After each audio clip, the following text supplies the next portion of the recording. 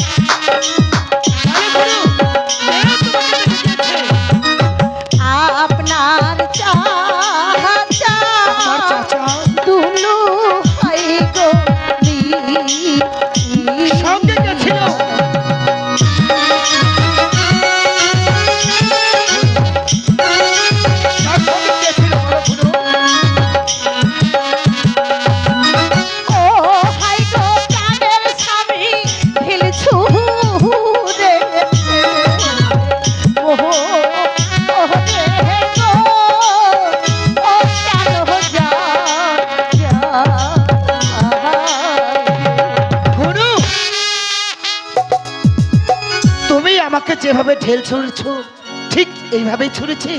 হ্যাঁ স্বামী।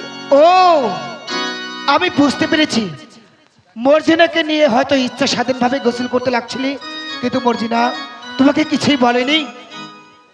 ঘনু, অন্যায়টা কিন্তু তোমার হয়েছে, কারণ তুমি হচ্ছ জমিদার বাড়ির বউ, তাই তো চতুর্দিকে তোমার লক্ষ্য রাখা একান্তই প্রয়োজন।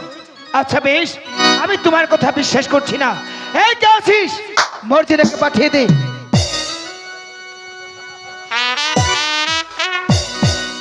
ভাইজান আমাকে ডেকেছেন?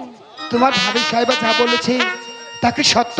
হ্যাঁ ভাইজান, ডাক্তার রহমান খান আর আপনার চাচা ভাবিকে দেখে গিয়েছে। তুমি যখন বলেছো তুমি যাও, আমি একটা বিহিত অবশ্যই করব। যাও মর্জিনা। আওলাকে সে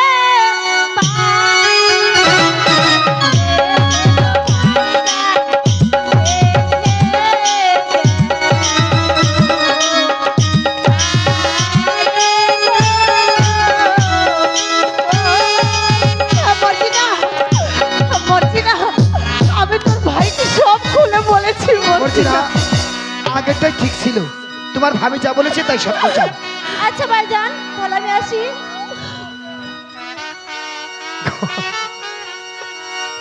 এবার বিশ্বাস হলো তো তোমার স্বামী? অপমান না হওয়া পর্যন্ত বিশ্বাস হয়নি। এবার বলো ঘনু, ঘনু রে, তুমি মন খারাপ করো না ঘনু, তুমি বলো এখন আমি কি করব ঘনু? আপনি ওই বকুল গাছটা কাটার ব্যবস্থা করুন স্বামী। কিন্তু কাকে দি? বাড়ির পা